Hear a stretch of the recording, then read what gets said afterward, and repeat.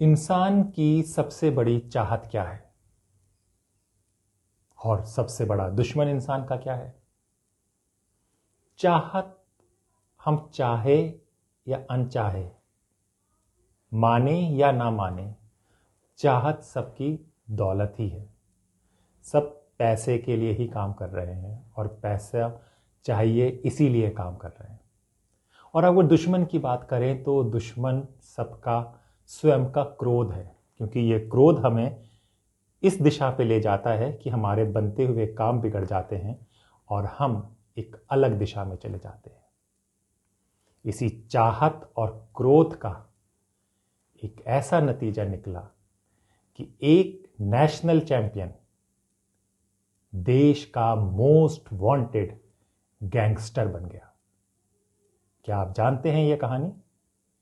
अगर नहीं जानते हैं तो ये वीडियो देखिए, और अगर जानते भी हैं तब भी ये देखिए, आपको ज़रूर कोई नई जानकारी मिलेगी। नमस्कार, मेरा नाम हैदर अब्बास नकवी है और आप मुझको इस वक्त इंडिया लाइफ में देख रहे हैं। शहर कैनकुन, नॉर्थ अमेरिका का मैक्सिको का एक शहर। यहाँ का एक होटल, जो होटल डोंकी रूट के लिए जाना जाता है। अब ये डोंकी रूट क्या है? डोंकी रूट एक इल्लीगल रूट है, यानी कि एक गैर कानूनी तरीका है किसी दूसरे देश में प्रवेश करने का, एंट्री करने का, इल्लीगल रूट। तो ये होटल इसी तरह के लोगों को पनाह देता है, जगह देता है। यहाँ पे मैक्सिकन पुलिस एक दरवाजे पे जाती है, होटल के कमरे पे नॉक करती है, कट कट कट दरवाज़ा खुलता है। एक बहुत ही सीधा साधा सा शर्मीला सा युवा बाहर आता है। उससे जांच की जाती है, उससे पूछा जाता है कि आप कहाँ से आए हो, तो वो भारत से बताता है। उसका पासपोर्ट देखा जाता है। पासपोर्ट में उसका नाम रवि अंटिल, अंटिल एक जाट बिरादरी का गोत्र है, उनकी कास्ट है, उसको देखा जाता है। लेकिन जब कागज़ देखे जाते हैं तो उस पर कहीं भी किसी भी देश की स्टैंप नहीं लगी थी। ये आदमी को अरेस्ट किया जाता है। अब तक इस आदमी को पता नहीं था कि इसको किस लिए और क्यों अरेस्ट किया है और ये अरेस्ट करने वाले कौन हैं। और फिर हिंदुस्तान कैनकुन से हज़ारों मील दूर अखबार पे खबर छपती है कि दीपक बॉक्सर गैंगस्टर को दिल्ली पुलिस ने अरेस्ट कर लिया है मैक्सिको की एक शहर से। जी हाँ, ये खबर तहलका मचाने वाली थी। ये खबर खुशियाँ लाई थी। ये खबर परेशानी भी लाई थी उन गैंगस्टर के लिए जो अब तक विदेशों में छुपे बैठे हैं, इस राह में कि वो कभी पकड़े नहीं जाएंगे। ये खबर चिंता गैंगस्टरों के साथ टेररिस्ट की भी है, और most wanted terrorist Dawood Ibrahim के लिए भी चिंता का विषय है। यह कहानी शुरू होती है दीपक बॉक्सर की। पहले मैं इसका किस तरह से ये पकड़ा गया इसके बारे में बताता हूँ, फिर इसकी असली कहानी बताते हैं किस तरह से ये अपराध की दुनिया में आया। दीपक बॉक्सर, अगर हम शुरू करें 2008 से, 2008 ओलंपिक में विजेंदर बॉक्सर को ब्रॉन्ज पदक मिलता है। ये पदक देखकर एक 11 साल का लड़का बहुत खुश होता है। उसे पता चलता है कि इस देश में खिलाड़ियों को बहुत सम्मान मिलता है और वो खिलाड़ी की धुन बनने में लग जाता है, दिन रात मेहनत करता है। उस वक्त 2008 में ये 11 साल का था, और फिर 2011 में ये 15 साल का चैंपियनशिप जीतता है, नेशनल चैंपियनशिप। पूरे गांव में इसकी वाहवाही होती है, परिवार वालों को गले से लगाया जाता है कि एक नया बॉक्सर भारत के लिए तैयार हो रहा है। लेकिन कहते हैं ना, किस्मत आपको कहाँ ले जाती है। आपका क्रोध, जो मैंने कहा है, वो क्रोध किस तरह से हो जाता है। ये दीपक बहुत ही क्रोधित था।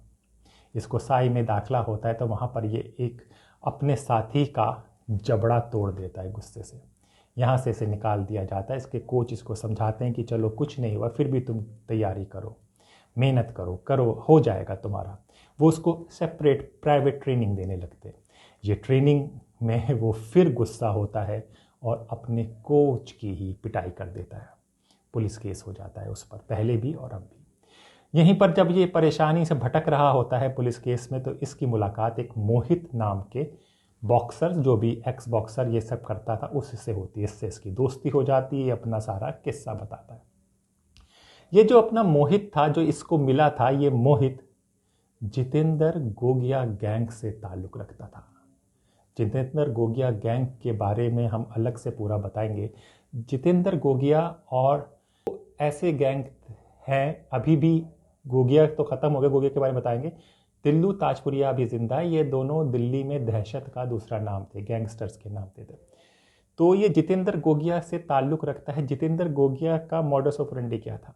जितेंद्र गोगिया खुद दिल्ली यूनिवर्सिटी सदानंद कॉलेज से का था। ये वॉलीबॉल खिलाड़ी रहा है और ये एक कैंडिडेट को ये लोग सपोर्ट करने के लिए आता है। तो वहीं पर इनका टिल्लू ताजपुरिया, जो अजय भान के नाम से जाना जाते थे, तो वो उसका विरोध करते हैं। ये दोनों दोस्त थे, फिर इन दोनों की दोस्ती इस कैंडिडेट के मारे दुश्मनी में बदल जाती है। आज तक ये नहीं पता चला है कि ये दोनों जब इतने दोस्त थे तो अलग अलग कैंडिडेट को क्यों सपोर्ट कर रहे थे। ये एक अलग बात है, इस पर हम लोग अलग बात करेंगे। अभी बात दीपक बॉक्सर की। तो जितेंद्र गोगिया का जो मॉडस ऑपरेंडी थी, ये दिल्ली यूनिवर्सिटी के आसपास या जो स्पोर्ट्स से जुड़े हुए लड़के हैं, युवा हैं, उनको अपने गैंग में शामिल करता था। और इसीलिए इसके लिए दीपक बॉक्सर को आना ज़रूरी था। इसी ने अपने गैंग में कुलदीप फज्जा, जिसे कुलदीप फज्जा के नाम से जाना जाता है, जो करोड़ीमल कॉलेज का था छात्र, जो इलेक्शन में लड़ाई होती है जिससे, वो भी इसके गैंग में हो जाता है। कुलदीप से आने के बाद ये लोग इंटरनेट और ब्रॉडबैंड का किस तरह से इस्तेमाल होता है ये अपने गैंग में लाते हैं। कुलदीप फज्जा के बारे में पता चलेगा, ये सब जुड़ता हुआ है। तो ये उसके गैंग में आ जाता है। अब यहाँ पर गोगिया के साथ इसको अलग ज़िंदगी दिखती है, बड़ी खूबसूरत ज़िंदगी दिखती है। बड़ी बड़ी गाड़ियाँ, महल, आलीशान चीज़ें, होटल, 5 स्टार होटल, शबाब, हर चीज़ जो चाहिए होती है, जो अमीर बनने में, लग्जरी पाने में, इन सब उसकी चाहत थी, वो उसकी पूरी हो रही थी। उसे लगा कि ये तो बहुत आसान तरीका है, करना क्या है, करना कुछ भी नहीं है, एक को धमकाना है, डराना है शुरू में ये। अब यहाँ से ये उसके गैंग के करीब आता है और वक्त आता है 2016। अब जब 2016 आता है तो आपका ये गोगिया, जितेंद्र गोगिया अरेस्ट हो चुका होता है। तो इसको सोनीपत जेल से लाया जा रहा था कोर्ट के लिए। यहाँ पर दीपक बॉक्सर, अपना कुलदीप फज्जा और इनके गैंगस्टर के लोग पुलिस वैन पे हमला करते हैं और जितेंद्र गोगिया को फरार करा के ले जाते हैं। यहाँ से ये दीपक बॉक्सर का नाम आने लगता है, चर्चा में होता है, इसके खिलाफ वारंट आता है, लेकिन फिर इसको 1 साल की सज़ा के बाद छोड़ दिया जाता है। अब साल आता है 2018। 2018 का आपको याद होगा कि बुरारी में एक जिम में अटैक करते हैं गैंगस्टर। इसकी कहानी ये है कि जितेंद्र गोगिया की चचेरी बहन के साथ एक किसी लड़के का अफेयर था। वो लड़का ताजपुरिया की सपोर्टर था। तो वो खुलेआम कह रहा था कि ये आपका ये गोगिया उसका जीजा है। इससे वो नाराज़ होकर पूरा हमला करते हैं। वहाँ पे कई 4 लोगों का मर्डर होता है। अब इस मर्डर में इसका नाम आता है दीपक बॉक्सर का, और फिर इस पे मौका लग जाता है। इसके गांव पे जाते हैं, सब दबिश होती है, गांव वाले कहते हैं, घर वाले कहते हैं कि हमने इसको निकाल दिया। इसके बाद ये भटकता है, कहते हैं ये हिमाचल प्रदेश गया, इधर गया, उधर गया, सब जगह गया। फिर ये चर्चा में आता है, साल आता है 2021। 2021 में कुलदीप फज्जा भी अरेस्ट हो चुका होता है। तो इसका मेडिकल चेकअप के लिए इसको जीटीबी हॉस्पिटल लेकर पुलिस आती है। यहाँ पर फिर हमला होता है, बॉक्सर आता है, कहते हैं कि लाल मिर्ची ये पुलिस वालों की आंखों में डालकर यहाँ से ये भाग जाते हैं। लेकिन ये घटना 28 मार्च को होता है और 25 मार्च को ये लोग भगाते हैं और 28 मार्च 2021 को फज्जा का एनकाउंटर हो जाता है। इसके बाद आप 24 सितंबर 2021 में गोगिया को भी कोर्ट परिसर में, रोहिणी परिसर में कत्ल कर दिया जाता है, उसका मर्डर कर दिया जाता है। अब साल 2022 अगस्त को एक अमित गुप्ता नाम के बिल्डर का मर्डर होता है। इसको मारा जाता है, सिविल लाइंस में गोलियां मार दी जाती हैं और इसकी तलाश की जाती कि कौन मारे गए हैं। तो सितंबर 2022 में यही आपका दीपक फज्जा फेसबुक पर एक पोस्ट डालता है, कहता है कि अमित गुप्ता को मैंने मारा है और ये मर्डर कोई फिरौती प्रोटेक्शन मनी के लिए नहीं हुआ था, ये मर्डर बदले का मर्डर है, क्योंकि ये ताजपुरिया को हमारे गतिविधियों के बारे में बता रहा था। यहाँ से ये जो सितंबर 2022 से ये फरार था, ये घूमता है, फिरता है, कहाँ कहाँ जाता है, चीज़ों का करता है और अपने विदेश जाने की तैयारियां करता है। और कहते हैं कि इसी साल जनवरी में ये विदेश पहुंच जाता है। इसी बीच हमारे गृह मंत्री एक बैठक बुलाते हैं, बहुत इंपॉर्टेंट बैठक होती है, और कहा जाता है कि जो भी गैंगस्टर टेररिस्ट दूसरे देशों में छुपे हुए हैं और इस गलतफहमी में है कि हमारी पुलिस कुछ नहीं करेगी, हमारी सरकार कुछ नहीं करेगी, उनके लिए एक सख्त कदम उठाना होगा। यहाँ से पुलिस अपनी तलाशी इंट्रोगेशन शुरू करती है और सबसे बड़ा जो इनको मिलता है अंकित गुलिया। अंकित गुलिया को ये फरवरी में अरेस्ट करते हैं। अंकित गुलिया एक वही था जिसने ये अमित गुप्ता को गोली मारी थी। अब इसके साथ इंट्रोगेशन होती है तो ये बताता है कि भाई वो बाहर चला गया है। इसके बाद ये इसके बॉक्सर के गांव में आते हैं तो पता चलता है रविंदर जो इसका कज़न था ये अभी विदेश गया था, लेकिन विदेश से ये वापस आ जाता है क्योंकि इसके पैसे ख़त्म हो जाते हैं।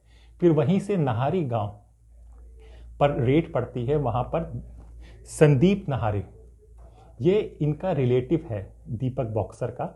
इससे पता चलता है ये तो कैलिफोर्निया में है कि ये मदद कर रहा था दीपक बॉक्सर को विदेश बुलाने के लिए। फिर यहाँ से मुरादाबाद और बरेली का पता चलता है जहाँ पर इसका पासपोर्ट बना था। कहते हैं कि ये पासपोर्ट रवि अंकित के नाम से बना था। पहले पासपोर्ट से ये कोलकाता से दुबई, दुबई से अल्मेटी, अल्मेटी जो कजाकिस्तान में, वहाँ से इस्तंबुल, इस्तंबुल से पनामा सिटी, पनामा सिटी से EI सल्वाडोर और फिर कैनकॉन नॉर्थ अमेरिका पर ये पहुंच जाते हैं। यहाँ पर जाने तक का 40 लाख का खर्चा होता है। इसकी मदद एक संदीप दहिया और दूसरा ये संदीप नाहरिया और दीपक दहिया ने की थी यहाँ पे मदद।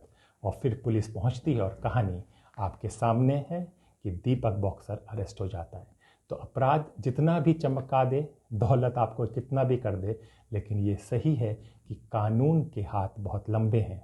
आप कहीं पर भी पहुंच जाएं, हमारी सरकार अब पहले जैसी नहीं रही है, हमारे गृह मंत्री अब पहले जैसे नहीं रहे हैं, क्योंकि एक गृह मंत्री एक ऐसे भी थे जो किसी भी मौके पे सिर्फ कपड़े बदलते हुए देखे गए थे।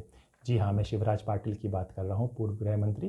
तो अब हमारी सरकार सख्त है, कानून सख्त है, अपराधियों को साफ संदेश है कि वो कहीं पर भी होंगे उनको वहाँ से पकड़ कर लाएंगे। और इस तरह से एक का अंत होता है। तो ये चेतावनी है सबके लिए कि अब खैरियत मनाएं, अपनी इस अपराध की दुनिया से बाहर आ जाएं और अपने आप को अगर आपने कर लिया है तो पुलिस को सरेंडर कर दें। नमस्कार।